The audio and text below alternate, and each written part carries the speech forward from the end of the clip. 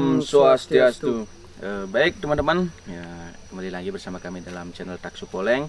Nah kembali di sini kita Taksu Poleng jalan-jalan spiritual nih ceritanya nih teman-teman. Nah nanti kita akan mengkulik-kulik sejarah sedikit. Nah kita sekarang berada di Pura Gorajenya, katanya di bawah juga ada. Nah kita sekarang berada di Desa Pakraman Tajun. Nah mungkin nanti ikuti terus teman-teman, apa sih yang bisa kita yang kita kulik nanti ke depan. Mungkin sedikit nih belajar gambaran mungkin pura dasar Buanu ini.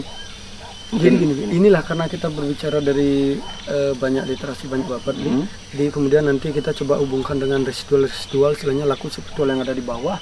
Nanti apa yang dapat kita petik, apa yang boleh istilahnya diungkapkan di publik, dan juga apa yang masih yang harus hanya menjadi misteri, mungkin kita ikutin aja tunjuk-tunjuk dari bawah nantinya ya. Tidak menyalahi, karena kan ada istilahnya misteri yang memang tidak boleh diungkap, belum saatnya untuk diungkap. Kalau memang beliau sudah mengizinkan apa yang harus dibuka, ayo kita sama-sama pelajari hal ini. Mungkin lanjut ke bawah. Teman-teman, kita ikuti terus kita penelusuran kita ke bawah.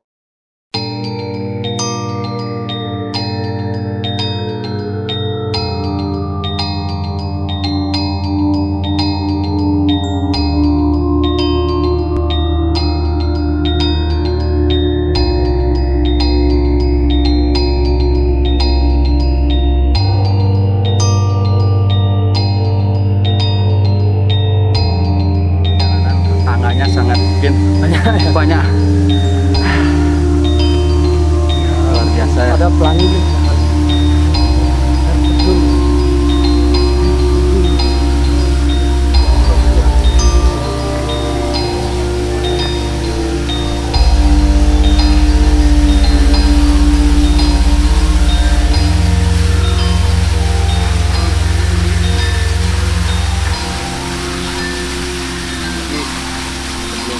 Teman-teman, kita mau dulu, kita sembahyang dulu di sini, mudah-mudahan nanti video dapat petunjuk untuk bisa mengungkap sejarah pura ini.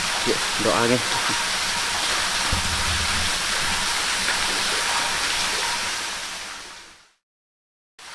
Nah teman-teman, seperti janji kita dari dasar, kita sudah berada sekarang di dasar di pura, tepatnya di Pura Goraja. Nah di sini juga di sebelah kiri ada Tirta Pinggir. Di sini adalah Tirta Pemlipatan. Sebelum kita mau masuk tangkil ke Goraja di sini ada 3 pura, 4 termasuk Padmasari satu ya. Surya ya. Padmasari. Nah ini beli jeruk. Tadi kan kita sebelah sembahyang juga jeruk sudah memohon petunjuk secara energi. Residualnya. Nah di dalam juga ada 3 lingih naga nih, yang mungkin yang bisa gambarkan sedikit itu ada naga basuki, ada taksaka, dan ada kebogul. Mungkin bisa dijelaskan sedikit nih beliau tentang 3 sosok ini. Jadi gini, sebelum kita membahas dari sudut residualnya dia, sebenarnya petunjuk mungkin yang kita dapatkan tadi setelah adalah pembahyangan. Jadi kita melangkah dulu dari mitologi atau kisah yang dipercayaan masyarakat di Pakraman Tajun seperti itu. Jadi kalau teman-teman itu dari masyarakat Tajun mempercayai bahwa 3 naga itu adalah naga Basuki, Taksaka, dan Anantaboga. Jadi kalau yang merah itu adalah Anantaboga. Dari versi kita sebagai mitologi kepercayaan Bali, bahwa ketiga sosok naga itu beliau adalah tidak lain daripada manifestasi, istilahnya bahasa kasarnya lah, anak dari Sang Siwa atau Sang Asati. Nantinya kita masuk. Kemudian itu kalau yang warna merah itu Anantaboga, beliau sebagai penguasa magma atau api. Kemudian naga Basuki itu sebagai penguasa air atau simbol Wisnu, dan nantinya Taksaka warna putih adalah simbol daripada iswara atau angin seperti angin. Jadi kemudian yang Padmasari, tadi itu Padmasari itu adalah pelinggihan daripada Sang Hyang Siwa itu sendiri sebagai bapaknya nanti dari ketiga naga ini. Itu versi daripada mitologi yang ada kepercayaan di sini. Percayaan Desa Pakraman Tajun. Dan kemudian mitologi kedua dari Tajung bahwa dulunya itu ada sosok naga yang disebut dengan naga gombang. Iya, naga gombang. Jadi naga gombang ini adalah murni versi daripada bagaimana kepercayaan masyarakat Bali, bahasa Bali Murba kalau zaman dulu ya, mempercayai bahwa naga gombang itu adalah implementasi daripada tanah atau ibu pertiwi. Jadi dipercaya di saat naga gombang itu bergerak maka akan terjadi suatu gempa. Hanya ada bunyi hidup itu. Ini nanti kita akan bahas pelan-pelan. Kemudian dari mitologi itu dikatakan bahwa naga gombang melihat Sugro Pekuloncang pura Bukit Sinunggal atau istilahnya Bukit Nunggal itu kecil gitu. Jadi beliau istilahnya tak kabur bahwa saya akan menelan Bukit Sinunggal yang kecil itu. Yang kecil itu. Jadi sampai ke Bali naga gombang ini menelanlah apa namanya bukit Tunggal, tapi tidak bisa. Kemudian terus dipaksa oleh beliau yang bersama Bukit Nunggal, dan akhirnya naga gombang ini menyerah. Setelah menyerah diberikanlah kutukan bahwa kamu akan menempati tempat ini, dan kemudian kepala Sugro Pekuloncang, kepala naga gombang akan berstana di sini. Jadi secara ini sekali kita lihat bahwa mulutnya itu ada di mulut goa Raja, dan kemudian ekornya nanti ada di Bila, desa Bila. Itu desa Bila Tua, kan ada dua. Itu dan di Bila Bajang. Di desa Bila Tua, kemudian darah yang mengalir dari naga gombang itu akan menjadi tanah barak, dan sekarang dikenal dengan desa Pekraman Tajun. Dan otaknya itu dia akan menjadi tanah putih. Dan apa hubungannya nanti tanah barak dan tanah putih dengan simbol Sangsaka merah putih dalam pengertian yang diprakarsai oleh Airlangga menjadi Panji Majapahit? Nanti kita akan korek, karena desa Bila itu kalau kita kupas bahasa Jawa artinya adalah Maja beliau. Apakah ada hubungannya dengan Majapahit? Nanti kita akan korek supaya tidak menjadi cocok logis. Karena kalau kita membaca literasi dan babat, Airlangga itu kan lahirnya di Bali. Dengan 3 bersaudara, anak Ungsu, Marakata, dan Airlangga. Setelah beliau dewasa, melanjutkanlah tampuk pemerintahan daripada paman beliau. Jadi kan ada Engku Sindok punya Dharma Wangsa, beliau lah melanjutkan seperti itu. Airlangga melanjutkan kerajaan yang dibuat oleh paman beliau seperti itu. Nanti kita akan teman-teman, mungkin teman-teman yang pengisir yang punya literasi atau istilahnya sering melakukan laku spiritual, dia ada istilahnya petunjuk alam, residual energi yang mengarah ke hal itu, di mana lahirnya Airlangga dan apa hubungannya dengan Sangsaka merah putih juga yang ada di Guru Gambar Anglayang. Di sana teman-teman ada pusaka bendera merah putih, ada di video kami itu, yang itu umurnya jauh sebelum era Majapahit dia. Dan itu secara gaib. Jadi kalau pas upacara di pura itu akan muncul dengan sendirinya seperti itu. Nanti kita akan kupas komplit.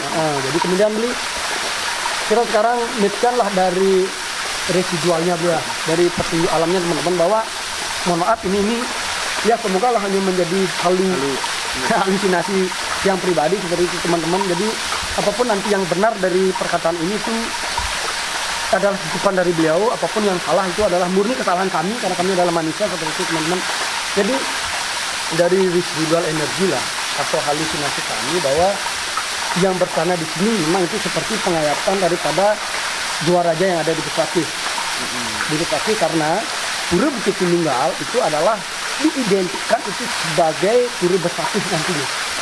Karena zaman dulu ini kan tidak ada kendaraan beli, jadi sulit lah. Jadi masyarakat Buleleng untuk melakukan ajar-ajar cukup di pura Bukit Sinunggal pada saat itu. Karena di sana ada Sabtu Dewata yang bersana beli, atau 7 gunung yang ada di Bali. Nanti kita akan next setelah ini kita akan disuruh kemana sama angin berhembus, kita akan ikut aja teman-teman. Kemudian secara residual yang moksa di sini yang mengalami istilahnya laku spiritual olah batin adalah beliau Sugro Pekuloncang sebut dengan Sri Naga beliau. Sri Naga itu beliau adalah sosok sebagai ser tunggal namanya teman-teman, yang diberikan wewenang oleh Prabu Sri Kesari Warmadewa untuk mengelola wilayah daripada itu Indrapura yang menjadi Depehe, Air Kabar, Banyubuah, Julah dan lain sebagainya. Beli sampai ke Tajun, dulu belum ada Tajun pada saat itu. Kemudian beliau ada 4, itu ada Sri Naga, Agni, Asmara kalau nggak salah, atau Semara. Nanti kita akan korek lagi informasinya, ada Srinaga, Bajra, dan Tri. Jadi beliau sosok dari Empu Srinaga itu, beliau melakukan tapa yoga semedi dan mencapai alam kedewasaan atau moksha lah. Jadi di sini beliau ada sosok seperti pendeta teman-teman, dan itu nantinya beliau akan cikal bakal, versi kami beliau adalah cikal bakal Dangyang Desa Kajun. Jadi Dangyang itu adalah orang yang membabat hutan untuk membuat suatu desa peradaban lah. Jadi beliaulah yang memindahkan nanti desa air Sabar menjadi desa Kajun, karena ada pelompat nanti kita akan kulik pelan-pelan teman-teman. Jadi beliau adalah, itulah sosok Empu Srinaga beliau. Jadi Empu Srinaga beliau moksha di sini. Di sini tempat ini juga dijadikan sebagai pengayatan persimbangan dari Pura Goraja yang ada di Besakeh seperti ini. Dan kemudian di sini Tirta Pingit teman-teman. Jadi mungkin teman-teman yang di luar Bali belum mengetahui apa itu Tirta Pingit. Dia itu artinya adalah sakral dia. Sakral, jadi tidak boleh istilahnya dipakai apalah main-main itu namanya pingit kalau teman-teman. Jadi Tirta Pingit ini adalah memiliki apa namanya kemampuan atau istilahnya kegunaan untuk menghilangkan dasi malu dia. Jadi dasi malu teman-teman mungkin bisa searching di Google, itu ada nanti iri hati masuk, ada malas, ada sombong, ada mabuk kalau nggak salah beliau mabukan. Jadi intinya seperti ini teman-teman. Kalau teman-teman mau nanti melakukan laku spiritual di dalam Goa Goraja, teman-teman harus menghilangkan dulu sifat-sifat itu. Jadi sifat-sifat dasi malu, keburukan yang dimiliki oleh setiap insan manusia itu harus ditinggalkan dulu. Kemudian nanti lanjut teman-teman masuk ke dalam. Ya, nanti kan ada petunjuk bermangku apakah membawa buntut nugadang lain sebagainya, itu tergantung petunjuk beliau. Dan kemudian mengupas daripada mitologi Naga Gombang dia. Ini menarik kenapa? Karena dari versi residual Naga Gombang itu bukan berasal dari Jawa.